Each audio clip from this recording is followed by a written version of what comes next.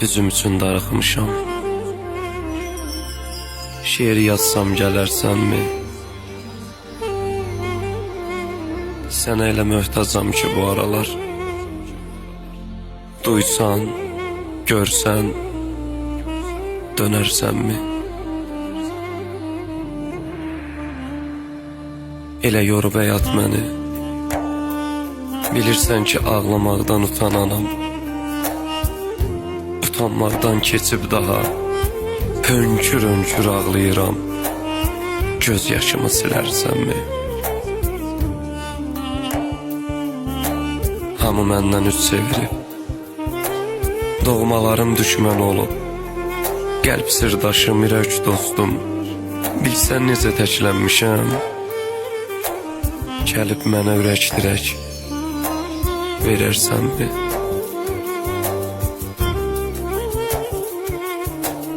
Baş götürüb getməyə də yerim yoxdur.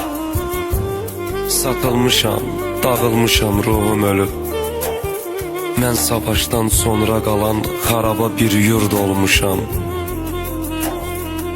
Mənə həyat verərsənmi?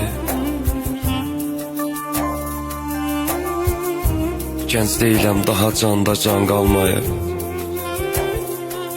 Oxşadığın saçlarımı görməyəli çox ağarıb. Bir zamanlar mənə dərman təkcə səndin.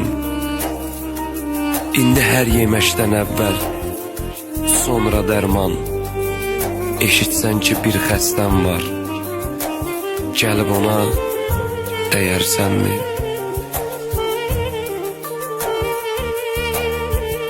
Hər gün qonaqsan yuxuma. Ruhum gecə olan kimi sənə gəlir. Nə olar ki sən gersəkdə mənə gəlsən, qucaqlasan, mən də sussam, qayğılardan uzaqlaşsam, sən də qalsam, yenə məni əvvəlki tək sevərsənmi? Bizim üçün darıxmışam. Bizim üçün darıxmışam. Şiir yazsam gələrsənmi?